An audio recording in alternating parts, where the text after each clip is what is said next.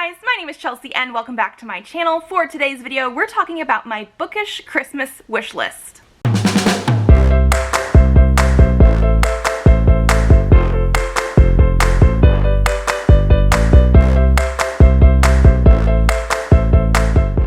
So I picked 10 books that I wanted to talk to you guys about today. Basically, just some books that I would be really excited if family or friends got me for Christmas. So the first one I have on this list is Dragon Age Tevinter Nights by Patrick Weekes. I say by Patrick Weekes. They are the editor of this collection. It is a short story collection that is based around Dragon Age. Specifically, this takes place between Dragon Age Inquisition and the new Dragon Age 4 that is announced. We know it's happening. We don't know exactly when it's coming out. I actually read this as an e-arc earlier this year. Absolutely loved it. 5 out of 5 stars. There were a couple stories that I didn't love as much, but the whole that it came together to be, I loved. I am so excited for the next Dragon Age, and so this is one of those things that I've already read, already loved, and I just haven't purchased for myself, so like if anybody was going to purchase it for me, I would be ecstatic. Then I have The Long Way to a Small Angry Planet by Becky Chambers. I absolutely love sci-fi.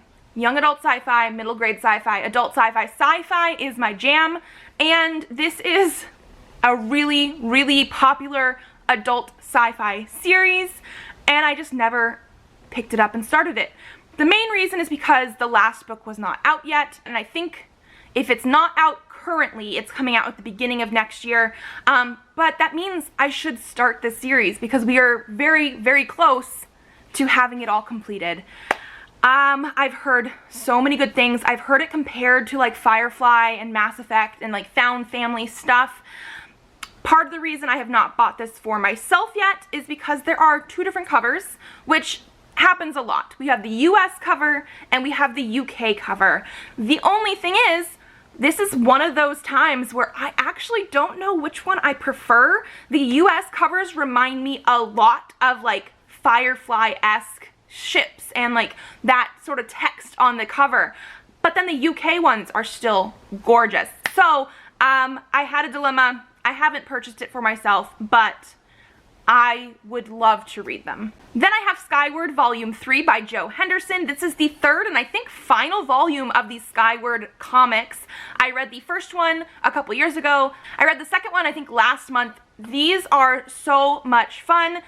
But again, yes, this is the third one. This is the last one as far as I'm aware, and I just need to sort of continue and finish the series.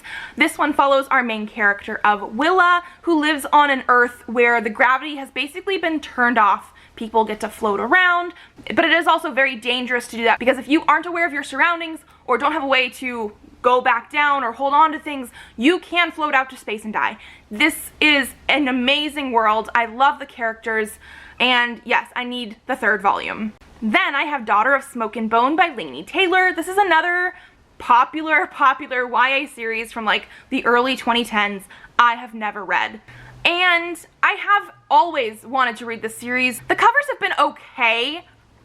The main reason I have this on my bookish wish list right now is because of the gorgeous neon covers that we have going on. I need to look up the artist. I will leave a little link down below or at the bottom of the screen so you guys know who I'm talking about, but like it is gorgeous. I am so intrigued now. Like I was already intrigued by the story. I already wanted to read the story, but I feel like it happened so long ago, came out so long ago that it's just not been a priority, but these covers are gorgeous.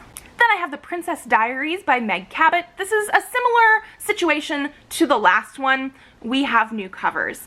And this is a middle grade series that I think eventually goes into young adult. And I think some of the last books in the series have been published as adult. I could be wrong because I've never read these. I've watched both movies. I know the second one especially is nowhere near what the books are.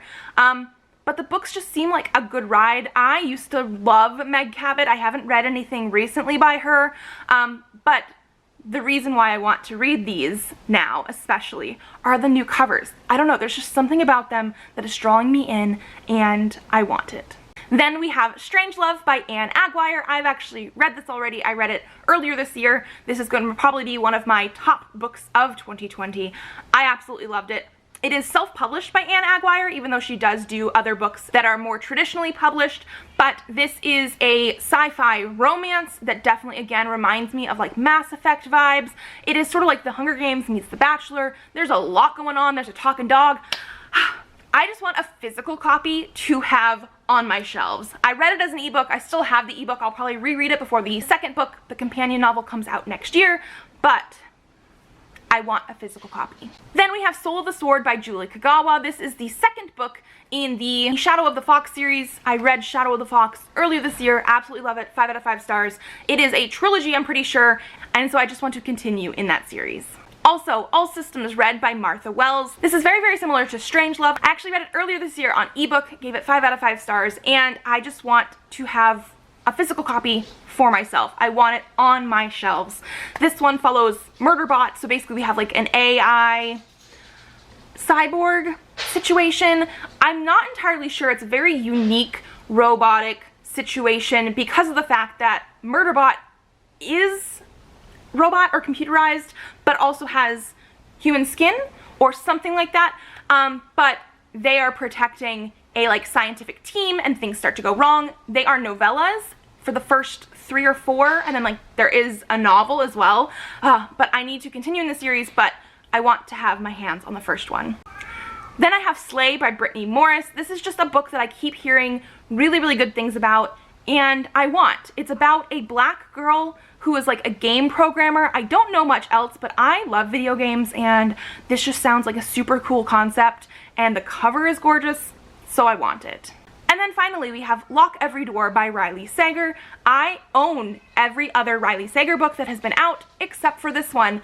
I really do enjoy his writing. The first 2 books, Final Girls and The Last Time I Lied, I gave a like 4 stars, and then Home Before Dark I gave a 5 stars, but a lot of people actually like Lock Every Door better, so I'm very, very intrigued by it, but for whatever reason, I just sort of skipped over that because I picked up Home Before Dark when that came out, and I had been reading them in order, but I ended up skipping Lock Every Door. I don't know exactly why I never actually picked that one up, but I would love to have that and read it, and I'm also very much looking forward to Survive the Night, which is the next one by him that is coming out next year. And then that is it. Those are the top 10-ish books that I really, really would love to have. So they're on my wish list. If you guys like this video, give it a thumbs up to let me know. Subscribe to this channel if you would like to see more videos. I do have videos up Mondays, Thursdays, and sometimes Saturdays. However, I am doing the 12 days of Bookmas, so you are getting 1 new video every day from the 14th through the 25th, and I will see you then. Bye!